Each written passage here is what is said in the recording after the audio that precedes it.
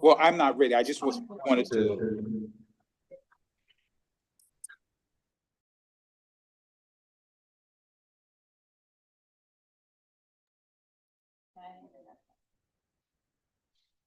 I know.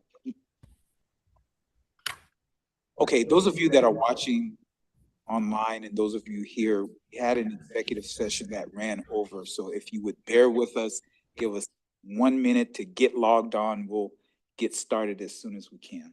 Thank you so much for your patience. Yeah, I know sometimes the internet, when you go from room to room.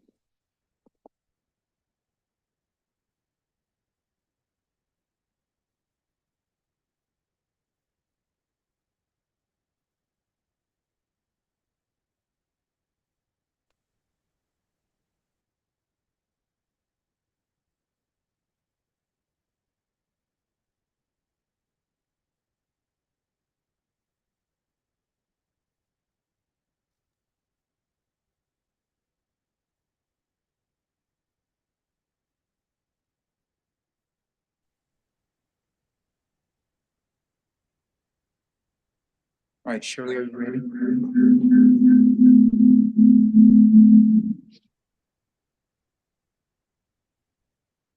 That might have been me. Okay, it was me. Now I'm ready, Shirley. All right, we had a very interesting agenda in the fact that executive session was first, and so we've technically are out of executive session now, starting our regular meeting. So Shirley, if we can get a roll call for attendance at our regular meeting. Troy, Here. Jamie Clapham. Here. Christine Stephenson. Here. Donna Moore. Here. Michael Berkland. Here. Walt Swan. Here. And Katie Urban. Here.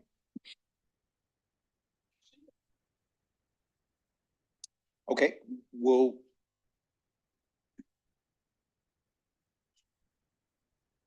Okay, I'm gonna need some help. It's on the agenda. So can it be skipped? Okay. All right, let's do in the fact that we don't have a person here to lead us in our invocation, let's do a 15-second invocation. A moment of silence, please.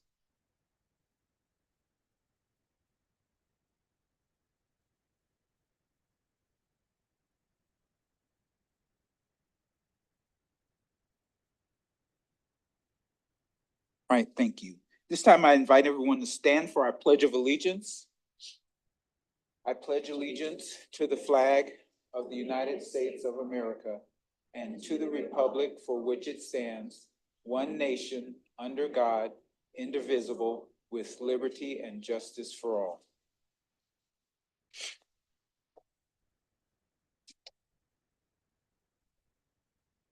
Okay, just for note, I'm gonna have to get some clarity about the items that are before the proposed agenda. So you kind of see my confusion. Are the items before the proposed agenda actually on the agenda? Okay, we'll get that clarified in a little bit. Do you understand what I'm saying, Shirley? See, we don't approve the agenda until item 7. And so that there are items before that which are not part, once we approve the agenda, then they can't be changed. But before we approve the agenda, then any of this can be changed. So, well, I won't waste time now, but board members will get expertise on that and do better next time. So I will entertain a motion to approve the proposed agenda. So moved. Second. It's been moved and seconded to approve the proposed agenda. All in favor signify by saying aye. Aye. Any noes, please say no. All right, sharing its success, the James Madison Memorial Fellowship.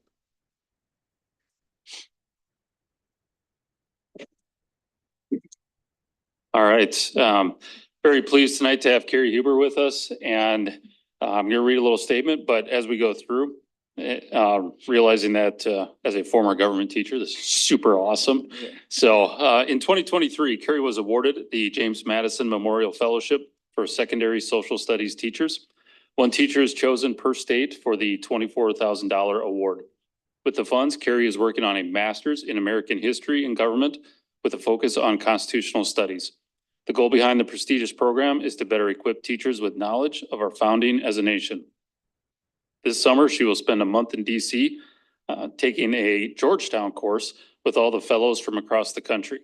The program places great emphasis on reading and discussing primary sources so she can then use those strategies in the classroom, which is already happening in her AP government and US government courses. And to kind of back up a little bit, she already spent the summer in DC. I don't know if there's anything you want to add to that or. No, I'm grateful for the opportunity and excited to bring my knowledge into the classroom so far. So Awesome. Yeah. Well, thank you, Carrie. And yeah, excited that you have this opportunity and get to work with our students in this way. So, all right. So just step right here. Yes, of course. I just wanted to let the board know. Ms. Huber. In the interest of full disclosure, Ms. Huber is a dear friend of mine. And the other night, she texted me how much she's enjoying the book she's reading about Andrew Jackson. And I really just feel like you weren't sucking up to a board member. This is one of the most passionate people about American history that I've ever met. And so I'm proud of you. All right, Thank Ms. you. Clapham. I was just gonna say, thank you, you know, you have family, you have but to take your time to travel and become a better professional just shows how dedicated you are. And I can tell you because I've been in Ms. Huber's classroom because she invites us and really demonstrates how local government works. And she really just brings it to life and she's allowed us to be a part of that. And it's just such an example of what great things our teachers are doing every day. And we're so appreciative of you. Right, I was going to say the same thing. I've been to a class for the government project that our students do. I think toward the end of the year, kind of our AP government. So I've enjoyed doing that. Hopefully I get invited back, but we're very proud of you. Thank you so much for being in our district. All right. Thank you. Thank you. All right.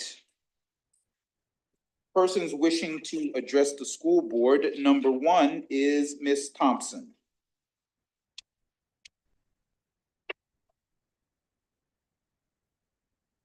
Thank you, President Carr.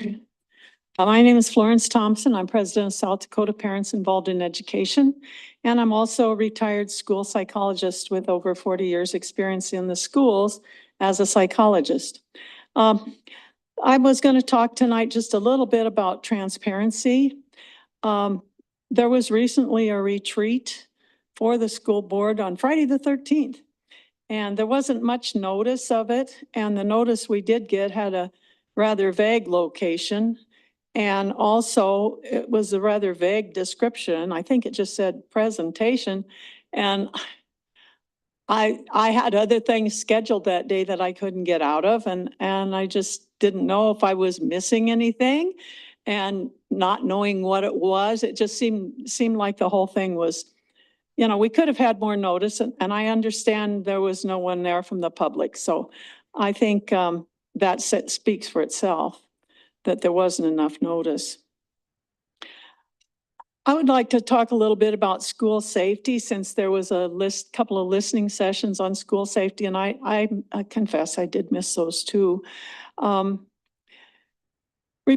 some people are wanting to remove the school liaison officers from the schools. I think this would be a mistake. And also to install a discipline system that's based on racial quotas instead of behavior and impartiality. This is a recipe for chaos in our school buildings. Reportedly, the NDN National Organization has received over $1 million for the purpose of removing police from the schools. That organization is allied with the Black Lives Matter organization nationally. These are Marxist front groups. They should not be dictating policy in our public schools. For any of you out there who oppose the police, just remember that not all cops are white. So we want discipline and justice in our schools so that all kids are safe, no matter what their racial group. Thank you. Thank you. Our second speaker is Ms. Baxter. Good evening, board. I'm Heather Baxter, and on August 6th, there was public comment that was made regarding the school board giving itself a raise. Afterward, there was numerous comments from the board members that included it was disingenuous to insinuate money was the motivating factor with the proposed raise. We were told body does this. It was also said it feels gross to give yourself a raise. It was said taking the max is the norm. It's the norm in this district and it's the norm across the state. Another comment was, I don't know any districts that have taken below that per diem. Another person said, it's not the amount of money that will break the district and we have to vote on it because it's required by state statute. So I felt it was a little bit disingenuous to not be transparent with the community. As a taxpayer and a parent, I felt that there was an opportunity for board members to be honest in regards to this. I did my own research. I called the South Dakota Board of Education as well as the Legislative Review Committee at the Capitol. They confirmed there is no statute that says that a school board needs to vote on that per diem. And they did confirm that per diem means per day. I looked at 136 districts throughout South Dakota. I read through their meeting minutes and I will repeat, some board members here chose dishonesty by saying taking the $166 maximum is the norm. It's the norm in this district and it's the norm across the state. These statements were either made out of, I don't know, sheer ignorance or potentially voluntary provocation. Because when I looked, there's 4 school districts in South Dakota that took the $166. That does not include bureau schools because I have not either received emails back from them or it was not in their meeting minutes. So 4 schools out of 136 took the 166. Many of them chose to stay at $50 a meeting. Some are at only $30 for committee meetings. I'm sure you've probably looked into this more so since then. Some give their money as a scholarship, 3 scholarships to seniors instead of taking money. And many boards have a cap at $2,400 a year that they can claim. Many of them are at 75 and they chose to stay at 75. That would definitely be a huge slap in the face for those of you that in 2 months pay. Some of you, that's going to be more than what teachers get. You know who you are. Other school districts don't pay for special meetings or committee meetings, only for specific board meetings. You should feel shameful for talking that way to the public that was speaking to you guys about this, because you obviously didn't do the research. And I would encourage each of you to take that time to go through and look at what the each board did in South Dakota. In fact, hardly any district took this maximum raise. I hear many of you say you give time without getting compensated for that, and that's normal. I get that. I've served on boards and I get paid nothing, and I got paid nothing to look up each district. Your time is just as valuable as teachers, janitors, bus drivers, making donut runs to schools, reading books to children, and riding bus routes. Those are just a few things that should just be purely volunteer. It should feel gross when this is what you're doing to taxpayers and school employees, which some of them can barely make ends meet. I listened to the board CFO give updates on how the school district is doing, and so far I have not heard him say that you're financially abounding with extra money. and that it's hard to fill positions. And specifically on the August 6th board meeting, he spoke about the bus drivers having issues and that the pay was recently put up to $19.38. So I reached out to several bus drivers and I asked them why they're no longer working. And they said it's a stressful job that has horrible pay. So they're well below what a board member gets paid for one stop to read a book. Why not give our janitors, teachers, and bus drivers 121% raise? Because I bet then every position would probably be filled. Again, I think it's wrong to do that to the taxpayers at this current time with how things are going in our economy. And I think it's wrong when we state that every district did it. Thank you. Thank you very much. All right, at this time, we have board response to open forum.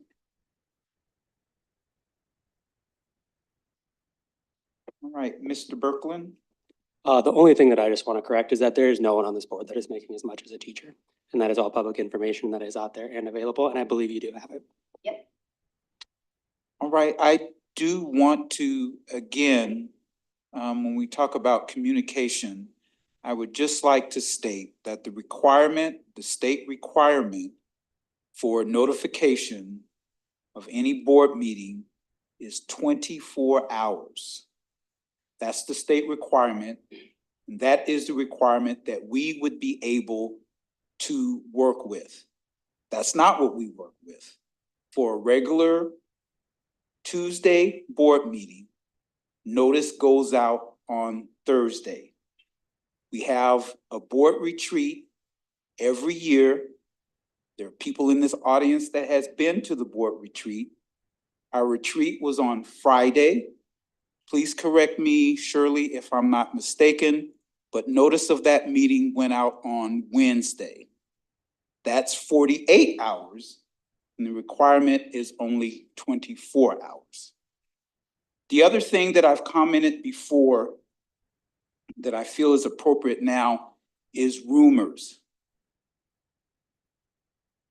I am still surprised that after numerous times that I've made this statement, that if the community hears any statement that has not come from a meeting, has not come when a majority or a quorum of the board is together, then you should take it as a rumor. What you should do if you hear somebody says, "Did you hear that such and such?" You should ask them, is it in board minutes? Was it at a board meeting? If they cannot verify that it was in board minutes or at a board meeting, then it's probably a 99.9% chance that it's a rumor. The latest rumor that we had floating around had city officials giving me a call to find out if it was true or not. And I said to them, that was not in the minutes, no board member said it. And so when we talk about communication and we talk about transparency, this board is very, very sensitive to making sure that we communicate with our community, that we are efficient, that we are transparent. And so I will make the statement again, that whatever rumor you hear out in the community, if it didn't come from the 7 of us sitting at this dais, making a statement, which means that then it would go into a minute, then it is not official and 99.9% that it's a rumor. Ms. Stephenson. Thank you. I just want to take a minute, Ms. Baxter, to respond. I think that we made the right choice, increasing our per diem. I think that this district is the second largest in the state. I think to do this job well, it involves a lot of work, a lot of conversations. 3 times in the last 2 weeks, I've gone to coffee with people so I could learn more. Those aren't reimbursed things. We want board members who are going to do this job well and take it seriously. And I think there are people in this town who would do the job well. and who would take it very seriously, but they can't afford it. They can't afford the commitment that it takes. Like I said, when we voted, I went down, I work one fewer day a week, since I got on the board. Now, so I'm not ashamed of it. I think this is a big job. It's as big as any other job in the district. The other thing that I wanted to let you know is I think it's fair for you to take our prior, because I know you have our prior sheets from the year up till now. It's a fair assumption to extrapolate that like, that's what we're gonna be doing from here on out. For me, it's not. And I know for a lot of board members, I mean, I don't generally, we all decide what the value is in the work that we've done. And we do have integrity. And so I'm not gonna, and also I didn't understand it was a per diem at 75 at the previous. And so I would do 2 if I went to a committee and I went to a board meeting. To me, per diem means it's once a day. So I would use caution extrapolating what we will get reimbursed moving forward based on what we filed for on blue sheets back when it was less. All right, anybody else? All right, at this time, we'll have a report from our acting superintendent. Dr. Strasser. Good evening, board. Couple quick items here. First of all, just to let you know that our principals continue with training that is provided by Student Education. And one of those trainings is tomorrow. We call it an LDI, which is a leadership development institute, but our principals get 3 hours with Tina Poznanski. You are all familiar with Casey. Tina does similar work for Studer, and they're learning different new processes. One of those is the rounding process, which is a very communicative tool where we get a lot of feedback from staff. So really looking forward to seeing that come into our work with as principals, and then the feedback we get from that. And then the other thing that Tina provides is quarterly coaching for our principals. So very excited for that work to continue. The other thing I wanted to bring up tonight, there's no doubt that we're in a time where school safety is a priority, and we've had a lot of concerns and situations recently. So you're aware, we are collaborating with local law enforcement on a statement. I believe that's probably going out at the moment. And then I worked with Bobby on a separate statement that will go out here as well. If not tonight, probably tomorrow. And I'm just going to read a snippet of that. And it's geared for our community, our parents, our guardians. And it says, as we work together to provide a safe and supportive learning environment for our students, we are reaching out to ask for your assistance with a growing concern, managing social media threats that can impact our schools. Recently, we've noticed increased social media activity involving threats to our school community. This is happening nationwide, but it also directly impacts Rapid City. While these posts may be made without serious intent, we must treat every threat with the utmost seriousness to ensure the safety of our students and staff. And then we go on to list different ways that our parents and guardians can help their student and therefore our schools in creating a safe environment. And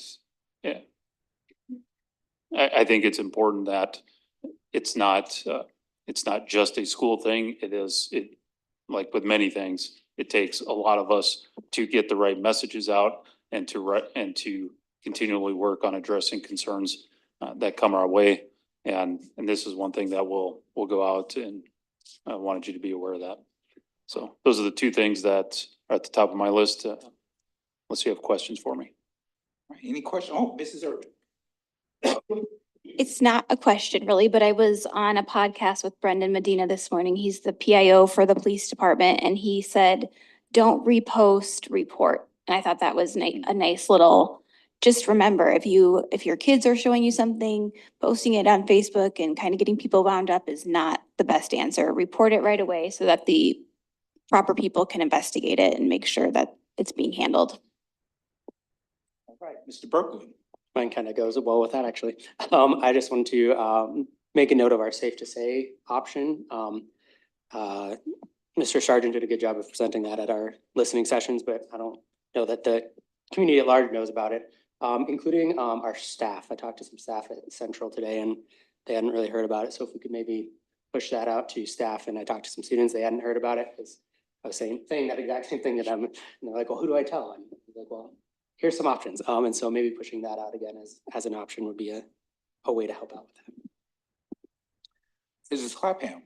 I did have a question, and I guess maybe in the public forum, if the answer is you can't fully answer this right now, I fully respect that. Many parents, of course, have asked me, like, what does it look like in our discipline matrix? How is this addressed? And obviously understanding that we can't know what every student's discipline, and nor should we, for privacy reasons, but I know that has been a question and I know a frustration because the perception is nothing happens. Is there something you can expound on or explain a little bit about that? Yes, the perception is always there that nothing gets done. Well, we have to investigate every situation, and not every situation, has that end result of a consequence because of it might have been a baseless accusation or a situation. The ones that are fully investigated where we have evidence of wrongdoing that is contrary to our discipline matrix, we follow through on that, and it does happen, and there are consequences that range from 10-day suspensions to 45-day to potential expulsion. So that is all in the discipline matrix, and we will follow that and work accordingly based on the evidence that we have when there's wrongdoing, and in this case, the wrongdoing is about school safety and school threats. So probably not the answer everybody wants, but we do take action on those things, and we will apply our matrix and our consequences to students. Thank you very much, and that was helpful. All right, Mr. Berkeley? Related follow-up, discipline matrix is in handbooks and website, or where would like a parent find that if they wanted to like? Correct. It's in every handbook, and it's on our website. I believe it's under the parents and students section, and they should be able to find the handbooks there, or a simple search in the search bar. We'll bring them up. Yep. Okay, and I would just like to make sure that the public understands that the board takes every threat seriously. So does the security and police. And so if you call, it will be researched and it is taken seriously. So, yep. All right, anybody else? This time we'll have a report from Mr. Sassy. Thank you, President Carr. Short report for me tonight as well, board. I'd like to start off with a quick update on the student transportation function study. We kicked off that study with Gage Consulting last week. We've had multiple conversations now with them and their staff. Talked a significant amount about our community, our routes, bell times, sped program offerings. Obviously, that has a huge impact on our transportation function as a whole. Historic staffing levels, current staffing levels, all those things. So at this point has really been an information gathering process for Gage. They will be in our district the second week of October for essentially that entire week, doing a field visit. We have conversations set up with multiple principals, administrators. Dr. Strasser, whether he knows it or not, is going to be involved in a couple of those. And obviously, several of the individuals in the transportation function. The timeline for that is still holding in hopes to wrap up the fieldwork in November. A report and recommendations then coming forward in the December, January timeframe to the board, and then obviously beginning conversations from that point on. Really feel good about the knowledge, the experience that Gage brings to that. I think our conversations already have been really productive. I think that having an organization like that has a professional logistics background and is looking at that situation from a different perspective than we are is going to be really helpful. And so I'm really interested to see their findings and ultimately what type of recommendations come forward, but has been a good process already up to this point. Legislative session, of course, is right around the corner. So we're already beginning preparations for all the various activities that go along with legislative session. I had the opportunity to again join the School Lunch Coalition led by Representative Caden Whitman out of Sioux Falls. It is her intention to bring forward a bill very similar to the one last year in terms of looking at covering some type of a reduced portion of lunch funded through the State Department of Education. And so really a lot of momentum. There's already significantly more people on that coalition than there were last year even. I think that having the experience of 2 years of bringing bills forward and learning from that process and some of the objections that were brought forward are really going to help prepare Representative Whitman in that group for bringing another bill forward. So I'm looking forward to that. Of course, preparing for the various legislative luncheons that we have with our local folks and how we can best help them be informed and up to speed of issues impacting the district as they go into the legislative season. And then lastly, wanted to mention, I've had some really great conversations regarding the idea of bringing on a lobbyist. Received several names of experienced folks that I've reached out to and have had various conversations with those people. Also have multiple examples of what a agreement between those folks and the district might look like. And so I'm going to try to finalize some of that information and bring it forward again in the first October meeting for the board to at least have an update on what that could look like. Wanted to mention, it's been a really difficult fall in terms of AC and HVAC issues within our district, even amongst those schools that are lucky enough to have operational HVAC systems, both from ongoing capital outlay projects that are happening and from freak incidents like the storm this weekend. We've had multiple breakdowns and interruptions in terms of HVAC systems. And it's been a really difficult process at times getting those back up and running the way that we need them to, especially for some of the larger schools that they've gone down in and the more complex solutions that those require. So we hope that everything should be back up and operational. Rapid City High School, RCAA was the latest building that had an interruption. And we are hoping that should be back online, if not already, tomorrow at some point. So we're dealing with those issues. Obviously, those are outside of the normal difficulty of what it takes to keep a lot of those HVAC systems running. So difficult, but understand we're on it in dealing with those issues. Lastly, just wanted to mention around the work of the.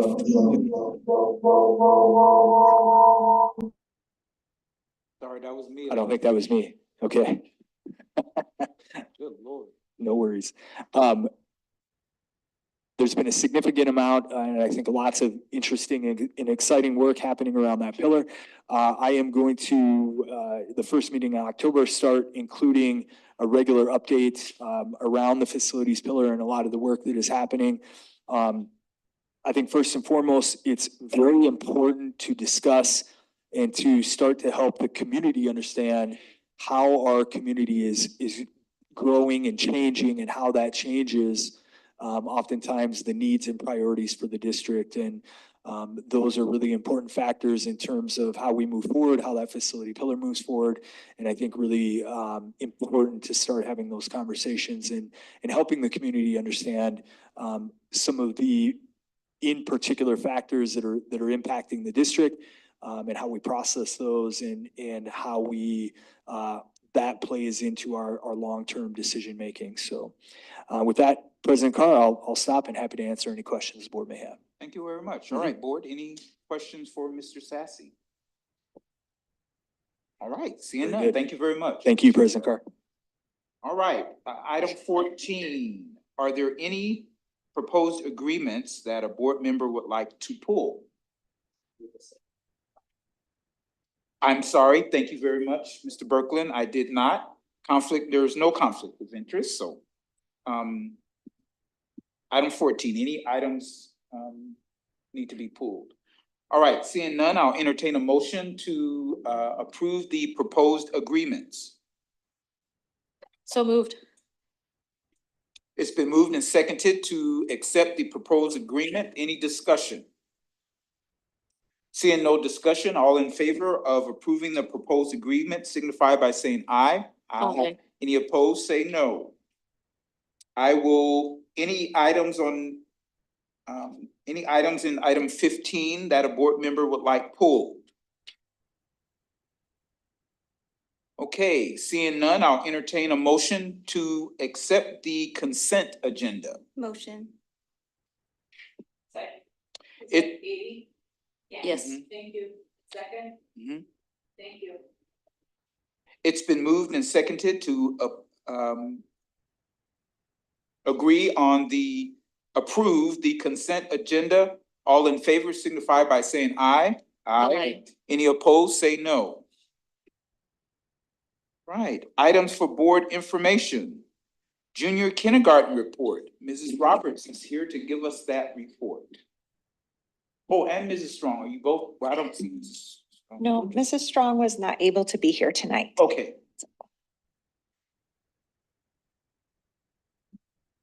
Try to see if I can figure out how I can share my screen here. hmm.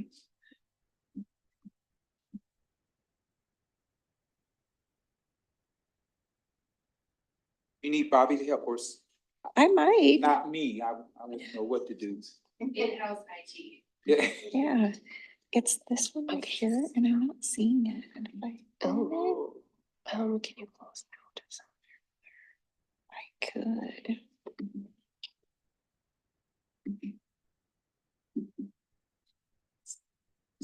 There's a lot. Oh, try it.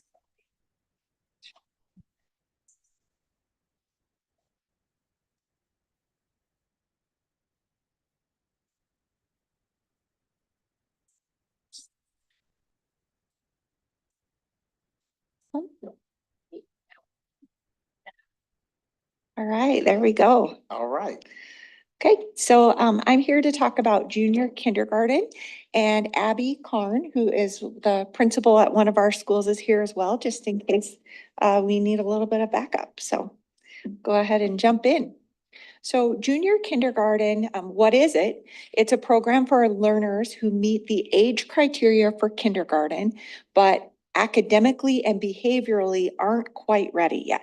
So junior kindergarten allows learners to experience more academic success, and it reduces the potential of future retention by giving them a more solid foundation prior to entering kindergarten.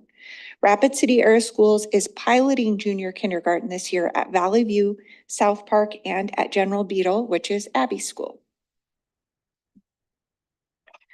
Who is eligible? Students who met the RCAS age requirements for kindergarten and who were enrolled in school. Each school's kindergarten team worked to get to know the learners and assess their school readiness skills in the first few days of school. The teams then discussed junior kindergarten eligibility with families in time for students to be placed right after Labor Day. Participation in junior kindergarten was a choice. If families declined, we offered the opportunity to other students. What will they learn in junior kindergarten? Junior kindergarten is focused on helping learners attain the skills and knowledge needed for kindergarten. Junior kindergarten is using pre-kindergarten versions of Rapid City Area Schools approved kindergarten curriculum resources when available, and junior kindergarten uses the South Dakota Early Childhood Guidelines. Associated cost. There are no additional classroom teachers needed this school year. Curriculum resources cost us approximately $20,000 so far. If the program continues, it is likely to change the distribution of staff over time, though every year is an adjustment depending on how many kindergartners are enrolled. Learners in junior kindergarten this year will be in kindergarten next year, requiring more sections of kindergarten. However, because there were fewer kindergartners this year, that means there should be fewer first graders next year, meaning there will probably be one FTE still available for junior kindergarten. That pattern should trickle through, so it could be several years before an additional FTE is needed.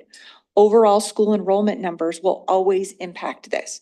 So it's kind of hard to predict, like it always is in school, what kind of FTE will we need, because it just depends on who enrolls, and there's a lot of variation that happens. But if enrollment stays pretty stable, it should be that we just continue to adjust. It would be a number of years before we would need one additional FTE. The pilot progress to date. Junior kindergarten is up and running. Learners are getting into a routine. They're adjusting to the school schedule. They're learning academic skills and behavior expectations. As with anything new, there have been challenges to overcome when working to get to this point, especially with the tight turnaround before school started. We do believe that learners enrolled in junior kindergarten will see great benefits throughout their years of school, and we're excited to proactively support them. When we saw that maybe they weren't quite ready for kindergarten, it's nice to be able to address that right now, rather than say we're going to try kindergarten and then see and possibly retain or see how things go, but that we're going to deal with that ahead of time is something that we really think is very helpful to those students throughout their entire school career. And that's it. Questions? Ms. Stephenson. Oh, okay. She beat you out. You said that a little resigned. Of course, Ms. Stephenson. I do have a lot of questions. First, as always, a note of gratitude for taking this on, especially those 3 pilot schools. I agree with you. I think it's so important and to get ahead of it instead of chasing it over the years. It just makes me really happy for those kids. I've visited with a couple of the people involved in junior K in a couple of the schools. And one question I had, and I don't know if it's answerable right now, is are we gonna be collecting data from this cohort and as a separate thing and the same data from every group? And yeah, we will be watching how things progress for this group in particular. And we certainly are noting families that declined and families that accepted, and kind of depending on, students we were concerned about, and kind of keeping an eye on that and seeing how things are going for those students. We always will do our best by them regardless of if they accepted junior kindergarten or not. But that certainly will give us something to look at and kind of see kind of what that looks like. okay, and then were they all assessed They were. uniformly? All of the students who were enrolled to start kindergarten were assessed, and we always do some assessments for the beginning of the year in literacy and math. And so we looked at that, and then we saw students that were low and that were struggling with that, and then dug a little deeper. Exactly what was the issue, what was going on for that literacy and math, were there higher concerns? And then the students also, we looked at behaviors, and they moved through some different small groups with staff, which typically we do that with kindergartners as they're starting, because they're all new to us and school is new to them. And so we hate to place them in a class when we're like, oh my goodness, that is not a good mix of students. That would be a really tough year for them to be in the same room all day, every day. So we want to look at some of those mixes of just personalities and different things like that to try to get a good balance in all of the rooms. So that happens anyway. So we have smaller groups of students, and then we have a variety of staff observing and kind of noting, because we don't want it to be one person's call. We want to know that several people saw maybe some similar things, and looking at that whole group of students to see who might be a better fit for junior kindergarten, if maybe that's a need for them. Then they asked the families, we noticed this, would you consider junior kindergarten? And if they said no, that's okay. We just moved on to the next ones and asked if they might want that opportunity. Okay, I'd love to see how that this group does going through kindergarten. You answered my question about staff, but I do have a question about space. Yes, So right now at South Park, there would have been 3 kindergarten sessions, now there's 2 in a junior K. yes, So next year, if the same number of kids enroll, there'll be 3 kindergarten sections and a junior K. correct. But we're only moving 2 sections to first grade. Right. Thank you. You're welcome. So eventually that'll catch up with us, but It not will. immediately. It Okay. will. I appreciate that. And it always depends. It could catch up with us next year if there's a huge group that enrolls, or if there's a bunch of second graders that Yeah. enroll. We truly, it's quite difficult to know what's going to happen, who's gonna move in and out and enroll, and it's just a fun surprise every year. Right. I mean, what happens if you run out of space? Are you thinking? of doing it? We certainly are very concerned about that. I mean, we're concerned about it anyway. We're concerned about it with not having the junior kindergarten option. But the thing with junior kindergarten is it does not adjust the number of students that are enrolled in the building. Because all of the students that are in kindergarten and junior kindergarten were already enrolled. We didn't bring in extra kids. Mhm. Mhm.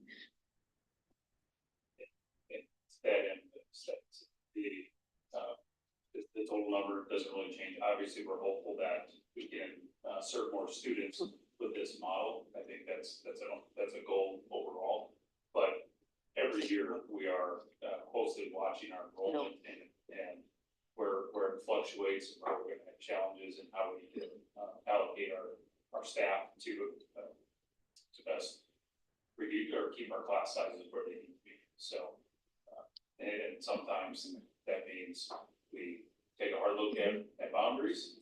Sometimes that means we have to force transfer students. Those are measures that occurred in the past, but we're always working on enrollment and how our staff is in there. So this year, starting junior kindergarten, we were working with the students who are already enrolled for kindergarten. They would have been with us Mhm. regardless, and the same teachers. We had a little shuffling, but just, we took one of the kindergarten teachers and their junior kindergarten instead. So it didn't do a lot this year. And again, it'll just keep, if there would have been 3 sections of kindergarten, but then there were only 2, then only 2 sections move on to first grade. So we'll see. Mhm. Mr. Berkland. Thank you. I actually forgot one of my questions. Oh, yeah. So I think I'm following this correctly, but just to verify, if they're in junior kindergarten this year, they would go on to kindergarten next year. Correct, And then first grade. So they're always, I don't want to say behind, but they're always a year. correct. They're getting Behind, for lack of one a more better- year of a foundation before starting It's a beautiful. their way to say it. official count towards graduation. It's just one more way to support and really make sure they're fully ready for kindergarten. And especially at that age, just kind of jumping in with a different group of kids. Absolutely. Okay, thank you for that. And then the other question that I had was regarding that kind of staffing turnover. Mhm. I don't know how elementary schools work, really, I'll admit that. Is that common? Is there any kind of pushback on staff there? Well, As to, like, it's that always common. possibility of Yeah, entering it's on- always common and, we have, I guess, when I was an elementary principal, we call them bubbles. Like you'd have some years, just the birth rate was up. And so it needed more sections. When that bubble came, there were more sections of first grade. And then the next year there'd be more sections of second grade. And so we were always shuffling staff regardless, even without junior kindergarten. It just depends on the birth rate that year and how it shakes out. And so we're always are moving like friends. Yes, last year we had 3 sections of kindergarten. This year, for next year, the numbers do not show that. And now we need more sections in this grade than that. And so that shuffle is happening all the time, everywhere, even without junior K. Cool, thank you. Mrs. Clapham. I'll be really quick. This is kind of a non-statistical question and maybe Mrs. Karn might have your answer. Good to see you, Mrs. Karn. I was just wondering, generally speaking, did families seem to embrace the idea? Was there pushback or confusion? Like, what was kind of the general acceptance idea? Because I think because it's a new idea, I think some people were kind of like, oh, what do you mean? It But- depended on the school, and so Abby can answer for her building. There's two others that did not have the exact same experience, but So I would say at General Beetle, we had several families who were very excited and were open to the idea of junior kindergarten, but then we had several that were like, no, I don't, like, as soon as you said that they would repeat kindergarten, they were like, nope, not gonna do it.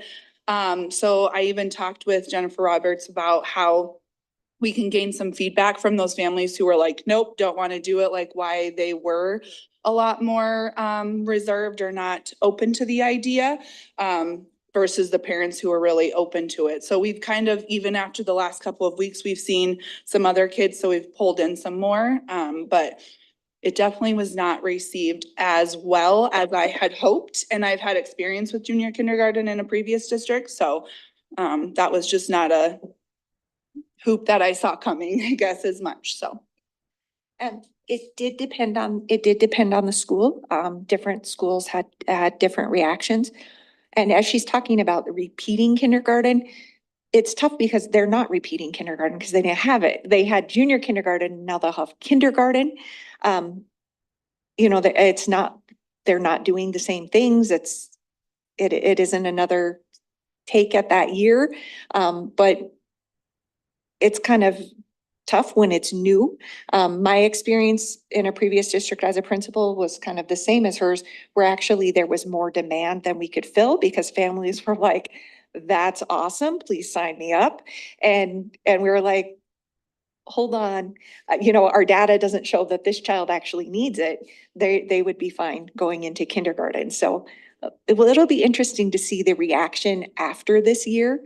But like she said, we already are talking about, we'd like to talk to the families that declined because we're wondering what the reason was, if we could address that, or if not, we don't know because we don't know at this time necessarily why they declined. And then for the families that accepted, why they did, and then to see, you know, how that works out, so. And I really did try to like spin the conversation to around a gift of time. Like, this is a gift of time you can never give your kid back. Especially those younger kiddos who really do need just that extra gift of time. So when a lot actually got swayed into coming into junior kindergarten by offering that perspective. Also the perspective of some kids who turned literally 5 weeks before school started.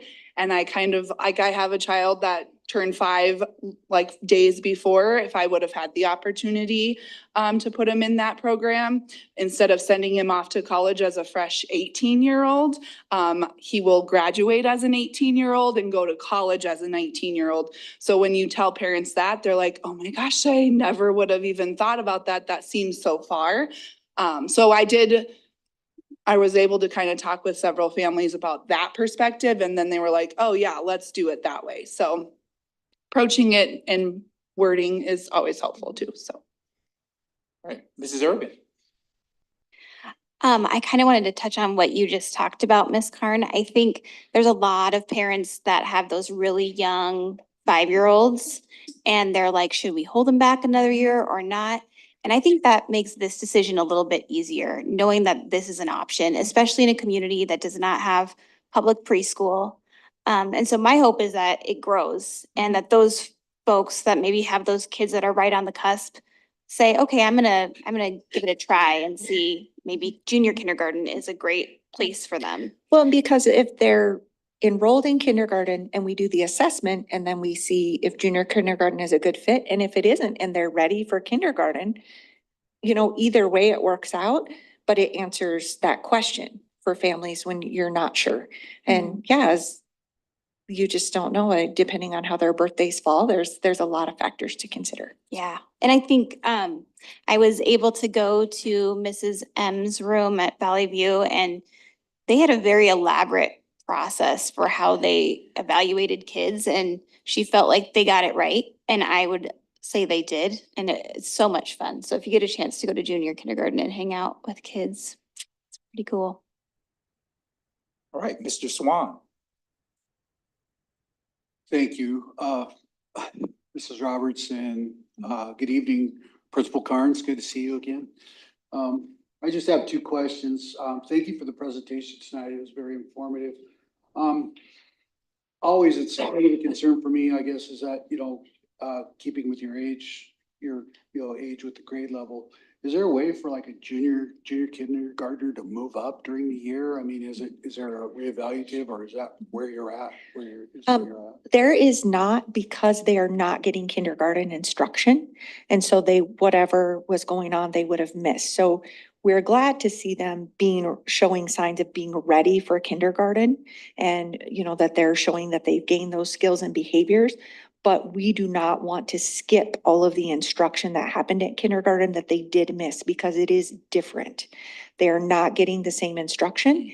And so we said, oh, wait, you're ready for kindergarten, but you've missed all those lessons, all those skills. We would be doing them a disservice to go ahead and do that.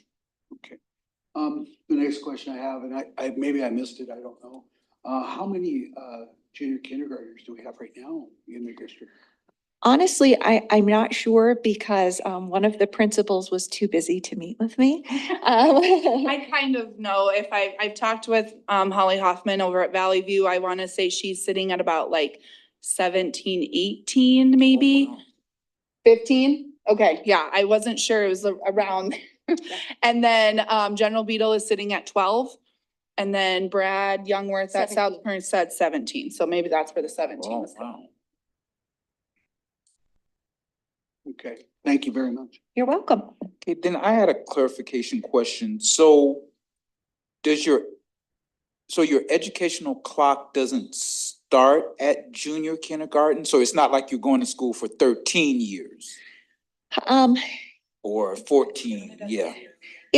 It's for South Dakota Department of Education's count, it's year 0. So do they actually attend more years? Yes, because they attend junior kindergarten, Sure. kindergarten first, that kind of thing. Okay. But does their time run out early where they say they're behind when they should have graduated? No, because junior kindergarten is year 0. Year one does not start until kindergarten. Okay. So how does the state view it? Do they view junior kindergarten as cheating and it's like preschool, but you're not calling it preschool, you're calling it? How do they kind of? They view it as being proactive as well, to the best of my knowledge. There are a wide variety of districts that use this. Okay. Before I came to work for Rapid City Area Schools, this will be my 9th year, I worked in Belle Fourche as a principal at elementary school, and I had started it there Okay. 9 years ago. And she's done it in Hot Springs. And so Sioux Falls, it is all across the state and already happening. So this isn't a reinvention. Okay. There's a lot of support for it and understanding that it is acting proactively to support students who are not quite ready. Okay. Just a last curious question. Do you think that could be a launch pad and evidence for the validity of public preschool? I don't know. I mean, I am maybe, yeah, I don't know. I think yeah, everybody should go. I went to preschool. yeah. So I was mean, just curious about that. Personally, I'm a huge fan of preschool. It's pretty awesome. But I don't know what South Dakota will choose to do, but you certainly could talk to your legislators. Sure, we'll do that. All right, thank you. Any other questions? All right, thank you so much for that report. That was wonderful. All right, committee reports. Okay, Mr. Swan. Oh, we did have. Thank you, President Carr. The committee reports are starting to, I guess they're gonna get a little busy, but I attended the OCR Big Group meeting with the staff members. I just wanna thank each and every one of them because it's a big group.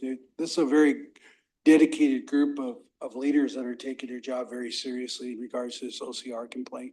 They are getting the data ready. They're getting ready to, review their first set of data. Dr. Conroy is staying up on the truancy. It looks as though, he's got a lot of things that they're working, especially with IT and Shane Daniel. So it's really, when I attended the meeting, it was really, we gotta do this. Let's get it done. Let's get it done to the best of our abilities. So I just wanted to kind of give that shout out. They are, as we know before, our OCR director has been posted for that position and that we are looking and seeking a director for that position. There was some discussion about, who or what else could this person do and all this other stuff. So they are looking at what this director would be specifically about. I know there's been a lot of concern about the stakeholder group and a lot of calls and a lot of people have been, have directed their concern to me of saying, where is the stakeholder group? We were told there's going to be a stakeholder group. And it's really one of those things where we had talked about it'll be established once we have a director. So and a lot of this is kind of like we have to wait on for the OCR itself. As they approve our plans and our committees and our experts, that we sometimes are at the mercy of them if they're going to approve this or approve our experts. So, but I really want to, in this whole time, it's been an interesting conversation because it does appear that everyone is getting the data ready and getting ready to review it. And so that we have a place to start and where we're going. There was also reports about the, talks about a little bit of data that was shared with us about the, I guess the, what are we calling this? Katie, maybe you can help me out about the high school, the advanced placement course. Thank you. There was some discussion about that. Thank Director Roberts for that as well. And we can have some data from that. I would like to end, I guess, with a huge thank you to our attorney, Kelsey Parker. She is kind of holding this together and she is kind of organizing and keeping us kind of in a direction that we need to go. As I said, they are taking this very seriously and I'm really happy with the results of that group. Thank you. All right, thank you very much, Mr. Berkeley. Last night, Katie and I, and Dr. Strasser, I guess, attended the Rapid City Public School Foundation meeting. And just a quick update, since this is the first one of the year. The Rapid City Public School Foundation is an endowment to kind of support teachers and staff in supporting students. And so a lot of the updates are around grants, which then eventually do come to our desk here as well. But just a couple updates there. One of them is, I believe Katie has talked with much of the board, if not all of the board, about the I Love My Public School campaign that's kind of been going around. And Public School Foundation is likely going to be a partner in that kind of process as well to kind of raise some love for our public schools. So that was kind of outside of the grants. And then as far as the grants go, it's always really vague because they don't like us to say it until they go tell the teachers. But we approved two, and one was denied and one was tabled until we can get some further conversation on that. But part of that is, and part of the conversation we had around that is updating the grant form that we actually have our staff fill out with some, one, to make it easier and clearer, and two, with some information on like what generally is passed so that the staff doesn't go through the whole process of applying for a grant just for us to say no when we know that we don't fund those sorts of things. Generally, for example, we look at things that are going to have kind of a lasting impact more than just like a one-time effect. And that's really broad and that's going to get kind of figured out more in the grants form. But that is the main update. Oh, the other one is Eating Excellence is already scheduled. It is on a Thursday this year. It is on Thursday, April 24th. If you want to add that into your calendars. Thank you. Mrs. Urban. I was just gonna add to Walt's report, the stakeholder committee, they did submit a list of names. And so we are just waiting on OCR to confirm that, or approve that. And then it sounds like once we have a director, then they'll be able to gather them. We did also submit our outside expert consultants that we had chosen. They've approved some. They're looking at others, so we're still waiting to hear back. And we discussed a little bit how those might be utilized. The submission of the truancy and discipline protocol it's been submitted, so that's exciting. We had Tom Stewart and Dr. Conroy, they presented the new record keeping protocol to administration, so that is moving right along. I think that's kind of the big stuff. It's a very busy committee, so they're doing a lot of work. And then I wanted to touch on, just briefly, the facilities committee. We've had some really robust conversations about where we're headed. And it's something that I'm really excited to get started on. And I just want people to know that we're talking about it, we're thinking about it, we're looking at where the growth is happening in our community. And we hope to be able to share more soon, but it's something that's on all of our radar. So we're moving right along, and I think that's all I had. All right, Mr. Swan. One other thing, President Carr, is just that the PAC meeting will be tomorrow night and the location is North Middle School. North Middle School, yes. So that's gonna be, we're hoping we get a big turnout and they always eat good, so just that, thank you. All right, any other committee reports? All right, seeing none, we are at any others? Ms. Irvin. Thank you.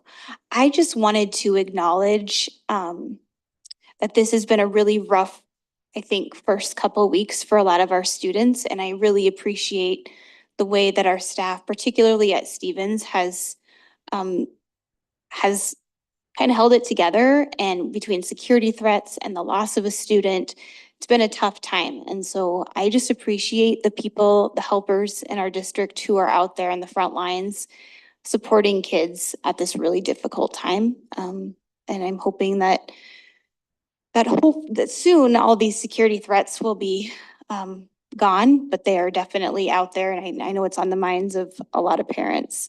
And it's not just here in Rapid City, it's happening across the nation. So yeah, hopefully they die down soon. Thank you. Mr. Berkland. I had just about put my hand down when Katie started talking, because same thing. I just wanted to recognize our staff and students and everyone involved in our schools, and just, it would be so easy to just give up and quit, and some haven't, I understand that. And I understand why they did. But so many of us, so many are moving forward, are still showing up to school every day, showing up to do their work, students and staff. And so, as Katie said, particularly at Stevens High School, it's been a really rough time. So I just want to say that we see you and we appreciate you. And for myself, I think I speak for everyone, let us know how we can support you if there's anything you need. We know it's tough and you're on the front lines of it. So thank you, wherever you are. Hopefully you're watching. All right, thank you, Mrs. Clapham. I think we all have attitudes of gratitude tonight. So one, I just wanted to say, and of course, like the people on YouTube or Zoom cannot see this, but and talking about our staff going above and beyond, that the three last standing are staff members that have been working all day long and working hard for our kids, and we appreciate you. And I said, and no one sees this. They're not doing this because someone sees them do it, because we're the only ones who do. So we appreciate you, and that means so much for you to care enough about what's going on, and we appreciate you. And in that, I would just like to say thank you to our board. I will say sometimes, I think it happens for most elected officials. We don't get a lot of positive feedback. It usually is something that people aren't happy with. But I will tell you, this board, I just started down. Many of us in the last 7 or 8 days have spent anywhere from 18 to 24 hours of our life and day at meetings and driving to retreats and doing the things, and people are teaching and people are going and sitting in classrooms, and none of us want a cookie or anything for that, but I think it goes unseen. And I think it's just, I appreciate you because I know that this board is invested. And I know that this board cares, and this board is putting in the work, and our administrators are putting in the work. So regardless of other people don't see it, I appreciate you as a board member, and I feel like that it helps us move forward together when we all know how invested and committed we are. And I absolutely believe that about the people sitting at this table. All right, well, thank you for saying that. Appreciate that. Any other? Seeing none, I'll entertain a motion for adjournment. So moved. It's been moved and seconded. I doubt there's any discussion. All in favor of adjourning signify by saying aye. Aye. Any opposed, say no. All right, thank you, everybody.